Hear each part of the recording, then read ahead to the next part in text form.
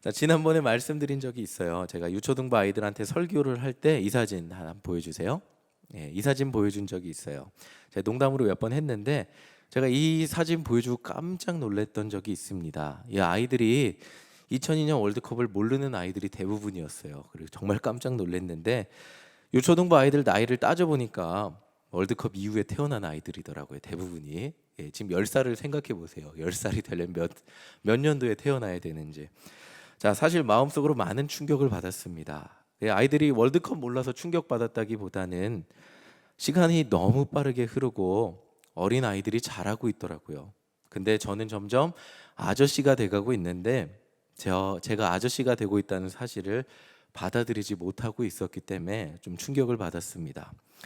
자, 근데 생각을 해보니까 이 아이들이 얘기를 해보니까 이 아이들은 우리나라가 국가대표 축구 선수들이 대회에 나가서 잘하는 모습을 본 적이 별로 없다고 합니다. 쉽게 말하면 기대치가 다른데 저는 2002년 월드컵에 4강까지 나가는 걸 봤어요.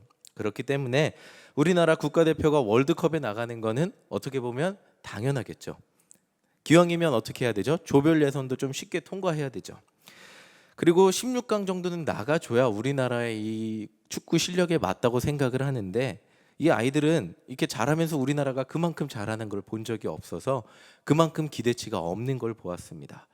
사실 지금 우리나라 축구는 그때만큼 4강 갈 때만큼 잘하는 것 같지는 않습니다. 2002년 월드컵 주축 선수들이 은퇴하고 그 자리를 채운 선수들이 2002년 때 선수들만큼 잘하는 것 같지는 않습니다. 우리나라가 계속해서 축구를 잘하고 국제대회에서 좋은 성적을 내기 위해서는 뭐가 잘 돼야 된다 그러죠? 세대 교체가 잘 돼야 된다고 합니다. 이번 동계올림픽을 보면서 이제 저번에 재밌게 동계올림픽을 봤던 기억을 가지고 피겨 스케이팅을 봤는데 작년 저번만큼 재미가 없더라고요. 4년 전, 8년 전만큼.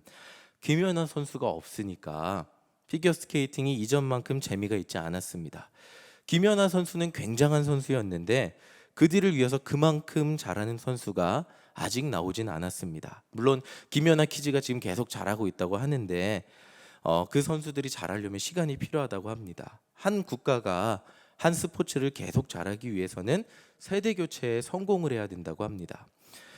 자, 오늘 우리가 함께 읽은 열왕기하 2장의 말씀도 그 세대 교체의 순간입니다. 선지자 엘리야가 이제 은퇴하고 이제 후계자 엘리사가 뒤를 잇는 장면이 바로 오늘 우리가 함께 읽은 열왕기하 2장의 말씀입니다. 자, 북이스라엘 중에 역사 중에 우상 숭배가 정말 극심했던 시기가 있습니다. 그 시기가 바로 아합 왕이 다스렸던 시기인데 아합 왕은 우상 숭배를 하던 이방 여인 이세벨하고 결혼을 했습니다. 자, 이 성서 연구가에 따르면 이 이세벨이 예쁘고 막 이런 그런 여인이라서 결혼했다기보다는 정략적인 결혼이었다고 해요. 그 당시 이 시돈이라는 나라가 굉장히 강력했다고 합니다. 해상의 패권을 장악해서 그 바다의 연안에 살고 있으면 뭐가 유리하죠? 무역하는 데 유리합니다. 무역하면 새로운 기술을 받아들이는 데 유리합니다. 그렇기 때문에 이 사람들이 굉장히 강력한 힘을 갖고 있었다고 해요. 그래서 이 이세벨하고 결혼을 해서 정략적으로 결혼해서 아합 왕은 강한 나라를 꿈꿨을 겁니다.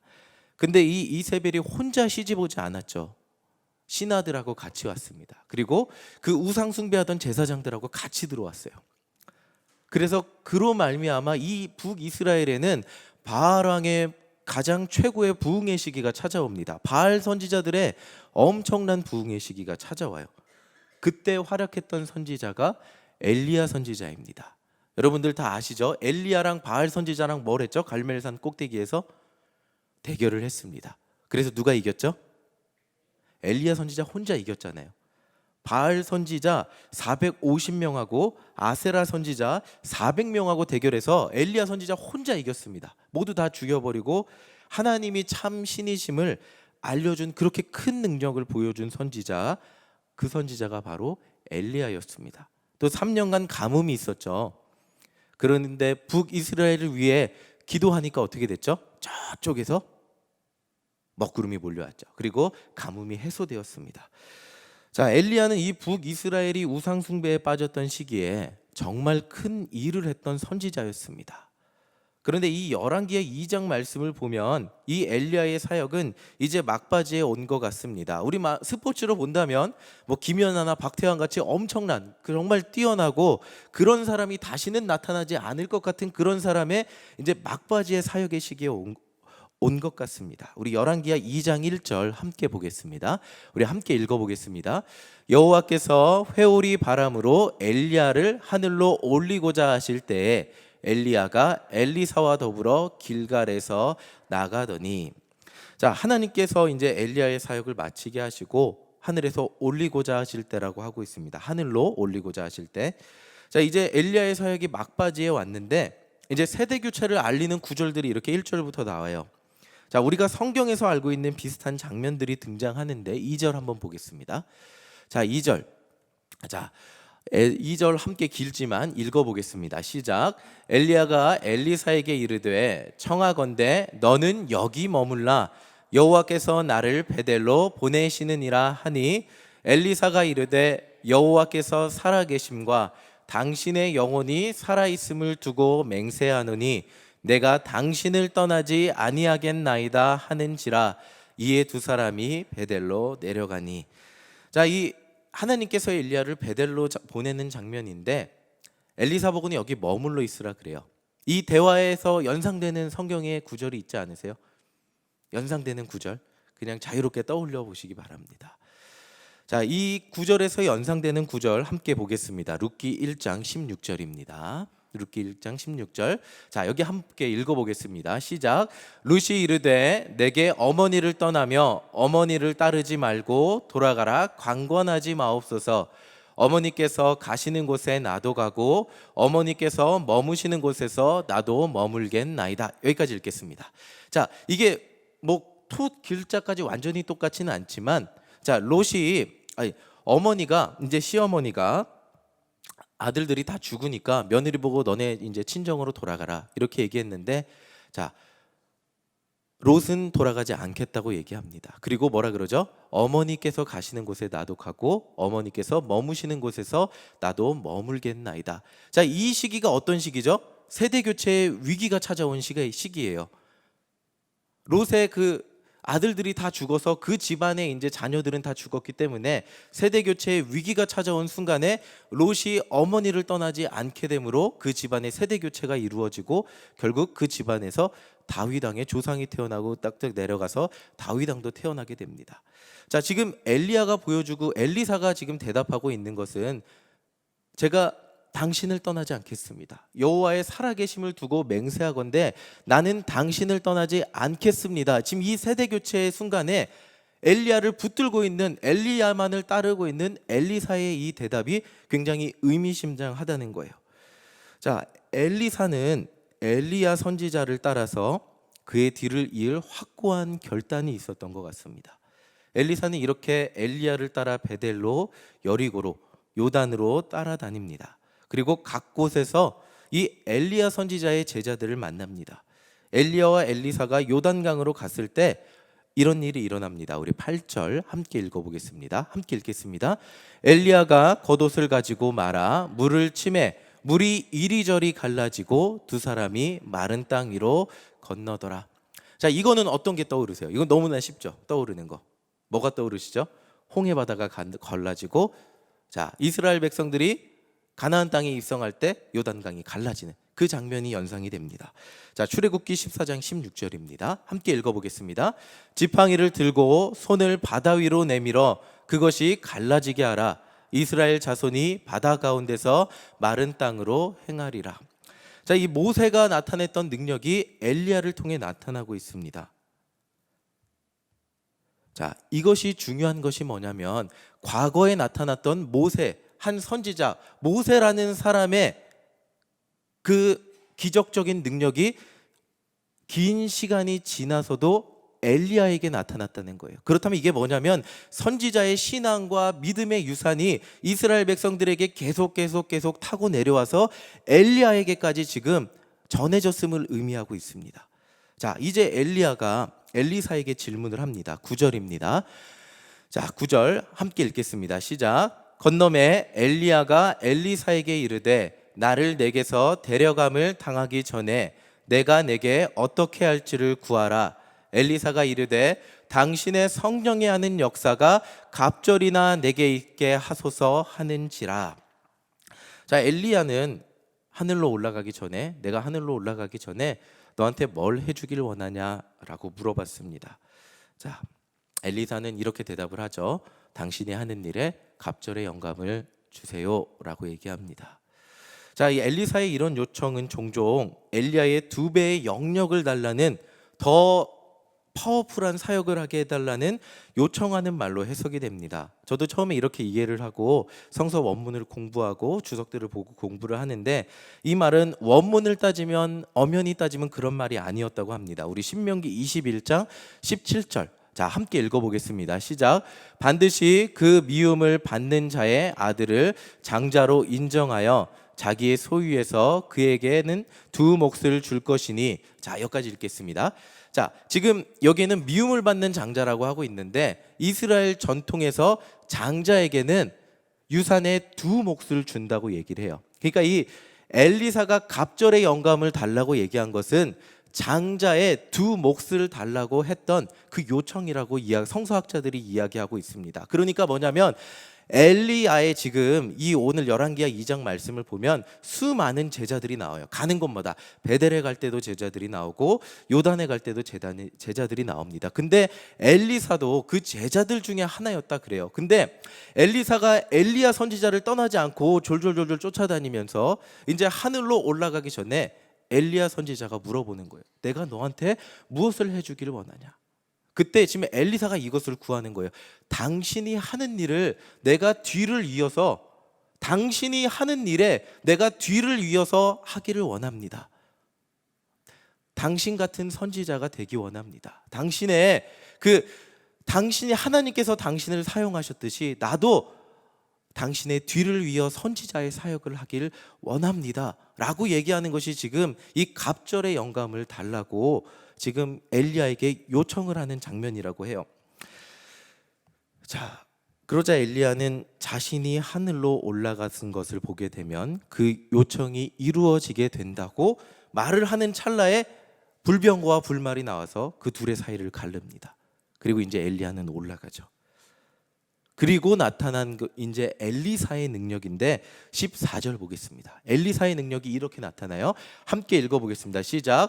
엘리야의 몸에서 떨어진 그의 겉옷을 가지고 물을 치며 이르되 엘리야의 하나님 여호와는 어디 계시나이까 하고 그도 물을 치매 물이 이리저리 갈라지고 엘리사가 건너니라.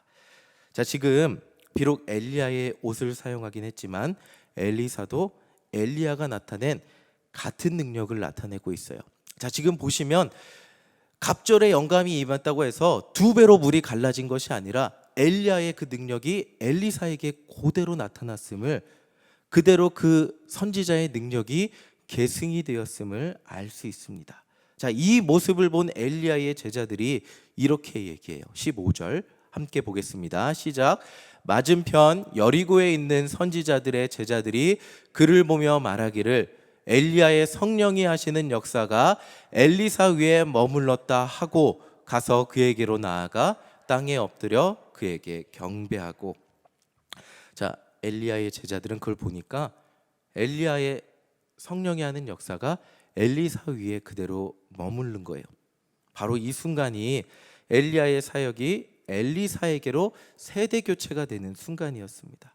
단순히 엘리야의 능력만 엘리사에게 나타난 것이 아니라 모세를 통해 바다가 갈라졌던 능력이, 이스라엘 백성들이 요단강을 건너갈 때 요단강이 갈라졌던 그 능력이 엘리야에게 임했고, 그 엘리야에게 나타났던 능력이 엘리사에게 나타났다는 거예요. 자, 이 말은 이스라엘 선지자들의 신앙의 전통과 유산이 계속해서 그들 가운데 전해져서 엘리사에게 전해졌다는 거예요. 오랜 시간이 지난 후에도 그 엘리사에게도 전달이 되었다는 거예요. 자, 바로 이것이 오늘 성경 말씀에서 우리에게 이야기하는 신앙의 세대 교체라는 겁니다. 자, 이 말씀을 준비하면서 윤성빈 선수, 오늘 제가 막 설교를 준비하다가 집중이 잘 안 됐는데 윤성빈 선수 오전에 경기하는 것 때문에 막 그걸 보다가 또 설교를 이렇게 준비하다 그랬는데, 자, 우리나라가 그 전에 잘하지 못했던 스켈레톤, 썰매를 이렇게 앞으로 타서 머리 이렇게 앞쪽으로 타서 내려가는 종목인데 압도적인 순위로 1등하는 것을 보았습니다.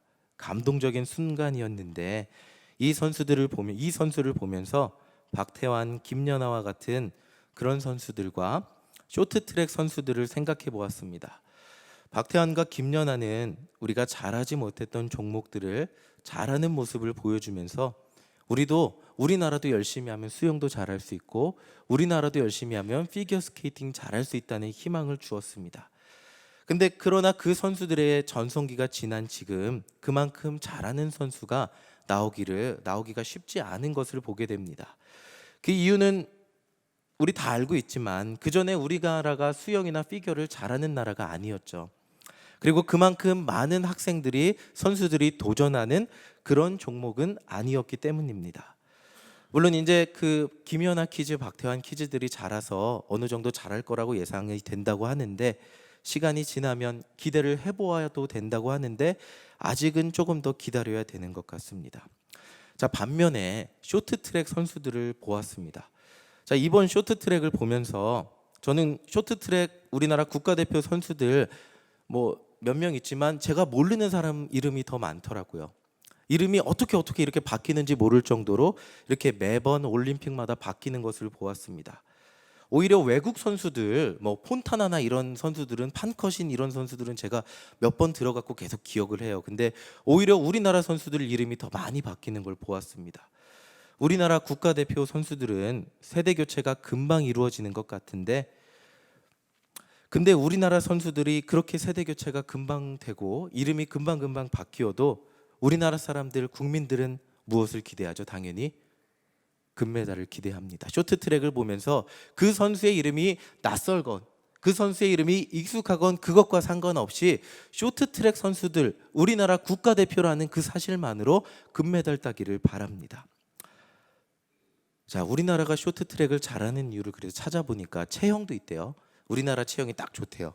그리고 노하우도 있고 연습량이 엄청나다고 하고 또 그만큼 많은 선수들이 도전을 해서 그 중에 국가대표를 뽑기 때문에 잘한다고 합니다.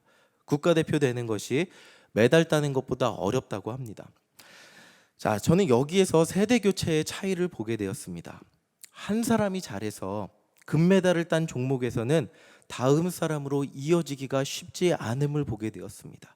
근데 이름이 바뀌어도 세대 교체가 금방 되어도 금메달을 기대하는 그런 종목, 우리가 언제나 잘했던 그 종목에는 많은 선수들과 좋은 선수들을 기르기 위한 시스템이 잘 정착이 되어 있고 또 그만큼 많은 선수들이 그 종목에 도전을 하는 것을 보게 되었습니다. 자, 엘리야 선지자의 제자는 오늘 말씀을 보면 엘리사 한 사람이 아니었습니다. 엘리야 선지자가 가는 곳마다 제자들이 있었다고 얘기하고 있어요. 이렇게 많은 선지자들을 통하여 먼 옛날에 모세로부터 그리고 아브라함으로부터 전해졌던 신앙의 유산이 끊어지지 않고 전해졌음을 보게 되었습니다. 중요한 것은 이 엘리야 한 사람이 반짝하고 나타난 것이 아니라 그 선지자의 그 계보가 끊어지지 않고 그 선지자의 계보가 계속해서 길러진 그 말씀의 기초와 하나님께서 그 선지자를 기르신 그 하나님의 은혜 안에 그 백성들이 계속해서 끊어지지 않고 이루어졌다는 것을 보게 되었습니다. 이것을 우리 일신교회를 적용해 볼 때 우리 일신교회는 지난 70년간 엄청난 믿음의 유산을 가지고 지금까지 지내왔습니다. 그리고 이제는 100년을 바라봐야 될 때 시기가 되었습니다. 그 100년을 바라보기 위해서는 두 가지가 있어야 됩니다. 먼저는 신앙의 유산을 물려줄 신앙의 기반이 있어야 됩니다. 우리가 더욱 분발하여 믿음 생활에 힘쓰고 영혼을 사랑하며 전도해야 되는 교회가 되어야 하는 이유가 바로 여기에 있다는 겁니다. 자녀들의 신앙을 걱정하기에 앞서서 다음 세대의 신앙을 안타까워하기에 앞서서 우리 자신의 신앙과 지금 우리 교회의 지금의 모습이 굉장히 중요하다는 겁니다. 우리가 물려주어야 할 것은 우리가 가지지 못한 모습이 아닙니다. 우리가 지금 가지고 있는 것을 우리 자녀들, 우리 다음 세대들에게 물려주는 것입니다. 우리에게 없는 것이 어느 날 갑자기 다음 세대들이 갑자기 불받아서 그 사람 한 사람 불받아서 일어날 수 있습니다. 그러나 그렇게 불받아서 일어나는 것은 계속해서 물려주기가 쉽지 않다는 것입니다. 엘리사도 엘리야의 영을 받아서 똑같이 강을 갈랐습니다. 중요한 것은 우리의 신앙이 70년을 지금까지 최선을 다해서 쌓아온 그 신앙의 유산이 다음 세대에 온전하게 물려지는 것입니다. 그렇기 때문에 지금 우리의 모습이 최선을 다해 영혼을 사랑하는 교회, 최선을 다해 성도가 서로를 사랑하는 교회, 최선을 다해 전도하기에 애쓰는 교회가 되어야 한다는 것입니다. 바로 그때 우리의 다음 세대들이 우리를 보며 배우고 자라고, 그것을 보고 배운 대로 우리 일신교회를 그 모습 그대로 지키며 그 모습 그대로를 가지고 우리 일신교회를 지키게 되기 때문입니다. 자, 그리고 두 번째로 그 유산을 물려받을 그 사람들을 우리 곁에 두어야 됩니다. 엘리사가 어디를 가든지 엘리야를 따랐던 것처럼, 엘리야가 어디를 가든지 그 도시에 제자들이 있었던 것처럼 우리 교회 학교 가운데 분명히 부흥이 있어야 됩니다. 자녀 세대들 가운데 분명한 부흥이 있어야 됩니다. 바로 그때 우리의 신앙을 이어받은 그 갑절의 영감을 받은 다음 세대들이 일어나서 우리 일신교회를 이어가게 된다는 것입니다. 이 설 명절에 믿음의 유산이 우리 가정 가운데 이어지는 꿈을 꾸게 됩니다. 이 설 명절에 우리 일신교회, 이 유구한 일신교회 신앙의 유산이 끊어지지 않고 다음 세대에 이루어지는 꿈을 꾸게 됩니다. 갑절의 영감을 받은 다음 세대들이 일어나 10년 후에도, 20년 후에도, 30년 후에도 우리가 최선을 다해 기도하며 전도하며 하나님의 말씀을 따라 살아가기를, 하나님의 말씀을 이곳에 세우기를 소망하며 최선을 다해 모였던 이 교회가 10년, 20년, 30년 후에 더욱더 주님의 은혜로 풍성히 서가는 그런 공동체가 되는 비전을 저와 여러분들이 함께 바라보기를 원합니다. 우리 일신교회가 지금까지 그렇게 영혼을 사랑했지만 내일 더 영혼을 사랑하고, 내일 더 지역 가운데 빛이 되고, 또 하나님의 뜻을 온전히 실천하기 위해 최선을 다하는 그런 교회가 되기를 간절히 소망합니다. 우리의 다음 세대 가운데 갑절의 영감이 임하는 우리 일신교회가 되기를 간절히 소망합니다. 우리 시간 함께 기도하겠습니다. 반주 좀 해주세요.